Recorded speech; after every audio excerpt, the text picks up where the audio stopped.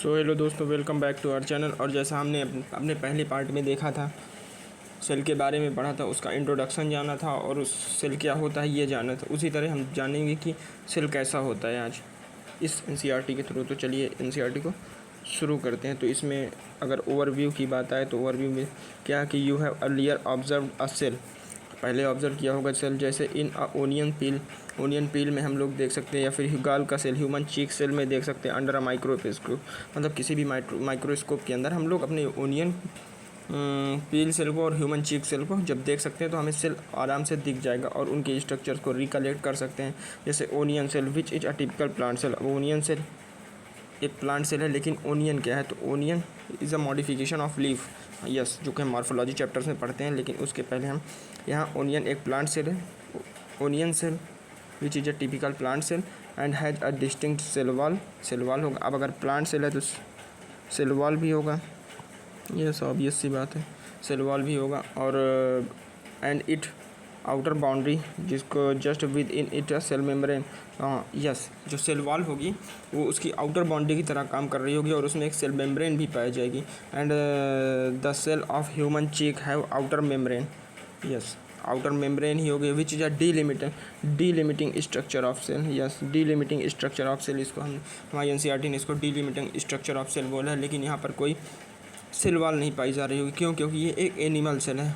अब ह्यूमन भी तो एक एनिमल है, उसी तरह ये एक एनिमल सेल है। और इसके अंदर इनसाइड ईच सेल एक, हाँ, हर सेल के अंदर एक डेंस मेम्ब्रेन बाउंड स्ट्रक्चर, जिसको हम न्यूक्लियस बोलेंगे, वो पाया जाएगा। और न्यूक्लियस के अंदर न्यूक्लियस कंटेन क्रोमोसोम कंटेन कर रहा होगा which contain the genetic material, जो, अच्छा, तो इसमें क्या बोला है? इसमें ये बोला है कि सेल होगी, एनिमल सेल होगी, एनिमल सेल के अंदर एक डेंस साइटोप्लाज्म होगा, डेंस न्यूक्लियस होगा, उस न्यूक्लियस में क्रोमोसोम्स होंगे और क्रोमोसोम्स जो कि क्या कंटेन कर रहे होंगे? जेनेटिक मटेरियल कंट्रोल कर रहे होंगे, यस, जेनेटिक मटेरियल रख के बैठे होंगे, यस। और cell that have membrane bound nuclei, और ऐसे सेल जिन membrane bound nucleus are called eukaryote cell, yes, हमने स्टार्टिंग में ही बोला था eukaryote cell are the true nucleus. You मतलब यहाँ पर क्या है? यू मतलब होता है ट्रू और कैरियोट मतलब न्यूक्लियस। तो ट्रू न्यूक्लियस जिसमें पाया जाएगा वो क्या होंगे? हमारे यूकैरियोट सेल होंगे। और where that cell like a membrane bound nucleus, और जिसमें मेम्ब्रेन बाउंड न्यूक्लियस नहीं होगा वो सारे हमारे क्या होंगे? जिसमें मेम्ब्रेन बाउंड न्यूक्लियस नहीं होगा वो हमारे प्रोकैरियोट सेल होंगे। In both prokaryote and eukaryote cell a semi fluid matrix पाया जाता है, जिसको हम साइटोप्लाज्म कहते हैं। और इस साइटोप्लाज्म को ये भी कहा गया है the main arena of cellular activities, yes. इसको क्यों कहा गया? क्योंकि सेल्स अपनी सारी एक्टिविटीज़ को कहाँ परफॉर्म करना, चाहे वो ट्रांसलेशन हो, चाहे वो ट्रांसक्रिप्शन हो, वो सारी कहाँ कर रहा होता है? सेलुलर एक्टिविटीज़ में कर रहा, मतलब साइटोप्लाज्म में कर रहा होता है। और यहीं पर the cytoplasm is the main arena of cellular activities in both plant and animal cell. Various chemical reactions occur it to keep the cell in a living state. मतलब अगर सेल को ज़िंदा रहना है तो उसे ये केमिकल एक्टिविटीज़ करती रहनी पड़ेगी। इसीलिए साइटोप्लाज्म को क्या कहा है? तो साइटोप्लाज्म क्या है? एक सेमी फ्लूइड मैट्रिक्स है जो कि कहाँ सेल के अंदर पाया जाता है। मैक्सिमम एक्टिविटीज़, केमिकल एक्टिविटीज़ यहीं हो रही होती हैं, चाहे वो एनिमल सेल हो चाहे प्लांट सेल हो, यस। तो बिसाइड द न्यूक्लियस के अलावा द इन यूकैरियोट सेल एक outer membrane bound distinct structure पाया जाएगा, जिसको हम ऑर्गेनेल कहते हैं, यस। जैसे endoplasmic reticulum, Golgi complex, lysosome, mitochondria and microbodies and vacuoles, yes. और इन अ प्रोकैरियोट, अगर, हाँ, तो अगर यूकैरियोट की बात करें तो यूकैरियोट में मेम्ब्रेन बाउंड ऑर्गेनेल पाए जाएंगे, जैसे ERGC, endoplasmic reticulum, Golgi complex, lysosome, mitochondria and कुछ माइक्रोबॉडीज़ और उसके साथ वैक्यूल।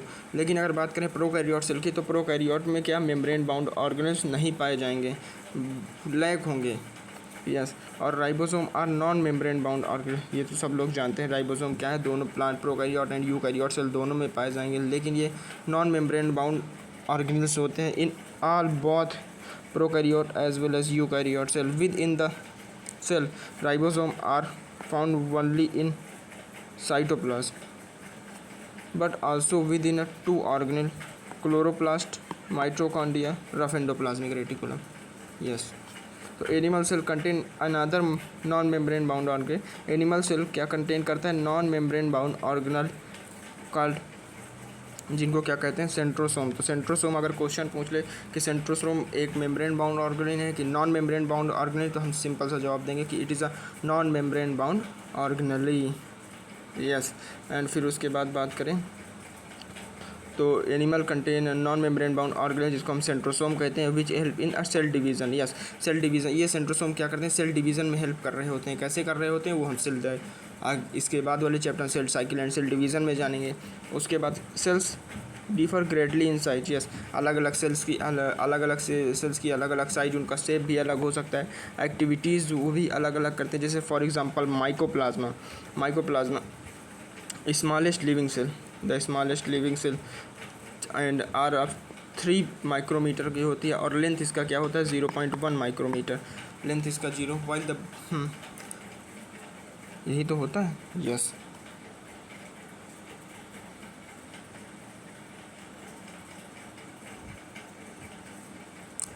फिर ये अलग अलग शेप्स हैं जिसको हम डिस्कस कर लेते हैं। अलग अलग सेल्स की अलग अलग शेप को डिस्कस कर लेते हैं। जैसे ये क्या है? ये आरबीसीज हैं। आरबीसी जो कि क्या है? The red blood cell. ये रेड ब्लड सेल क्या होती हैं? एक ह्यूमन बॉडी में 5 से 5.5 मिलियन तक ये पाई जा सकती हैं और इनका जो शेप होता है वो राउंड होता है और बाइकॉन्केव होता है। बाइकॉन्केव क्यों बोला? क्योंकि आगे से और पीछे से तो वैसे ही रहती हैं, ओवल रहती हैं, लेकिन बीच में क्या होती हैं? ये चपकी हुई रहती हैं और इस चपकी हुई को हमने क्या बोला? बाइकॉन्केव शेप दिया। और ये हमारी WBC जो कि 5 प्रकार की होती हैं। कौन कौन सी? Neutrophil, basophil, eosinophils, leucocyte and monocyte. 5 प्रकार की सेल्स होती हैं और अलग अलग इनके फंक्शंस होते हैं। जैसे अगर न्यूट्रोफिल्स की बात करें तो वो फाइगोसाइटिक नेचर की होती हैं। बेसोफिल्स की बात करें तो ये हिस्टामिन एंड सेरोटोनिन को रिलीज़ करवा रही होती हैं। इओसिनोफिल की बात करें तो ये एंटी एलर्जिक होती हैं। अलग अलग सेल्स का अलग अलग फंक्शन होता है जो कि हम आगे आने वाले चैप्टर्स में जानेंगे। और ये हमारे टिश्यू हैं जो कि कोलुमिनार एपिथेलियल सेल्स हैं। इनकी खास बात होती है, इनकी खास बात ये होती है कि इनका न्यूक्लियस बेसल रीजन में पाया जाता है। यस, और फिर उसके बाद बात करें तो ये हमारी नर्व सेल जो कि सबसे लॉन्गेस्ट सेल हमारे बॉडी की, जो कि इसका लेंथ 1 मीटर के अप्रॉक्स होता है। ये ट्रैकिएट्स हैं। ट्रैकिएट्स अलग अलग हो सकते हैं। मीज़ोफिल सेल्स, यस, ये मीज़ोफिल सेल्स हैं जो कि फोटोसिंथेसिस में हेल्प कर रही होती। हर एक मीज़ोफिल्स के अंदर कई सारे छोटे छोटे क्लोरोप्लास्ट गड़े होते हैं जो कि क्या कर रहे होते हैं? सनलाइट को एब्जॉर्ब करके प्लांट में खाना बना रहे होते हैं। यस, फिर उसके बाद आते हैं आगे तो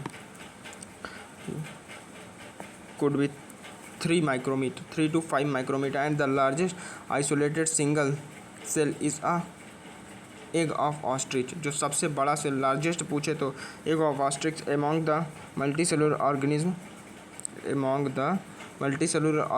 human red blood cells are about 7 micrometer diameter लेके बैठे होते हैं। कौन? RBCs and nerve cell are some of the longest cell and cell also vary greatly in their shape।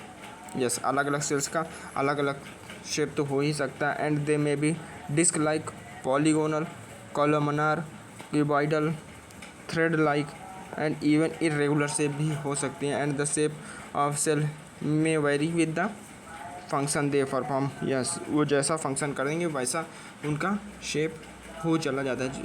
जैसे नर्व सेल क्या करती है? Nerve cell transmission of impulse करती है। नर्व इम्पल्स यही नर्व का ट्रांसमिशन तो ही तो कर रही होती है। यस, सिग्नल्स को सेंसरी न्यूरॉन, मोटर न्यूरॉन, अलग अलग न्यूरॉन होते हैं जो कि हमारे सेल्स सिग्नल को लेके आते हैं और वापस सिग्नल को लेकर जाते हैं। तो इनका फंक्शन अलग है, इसीलिए इनका शेप अलग है।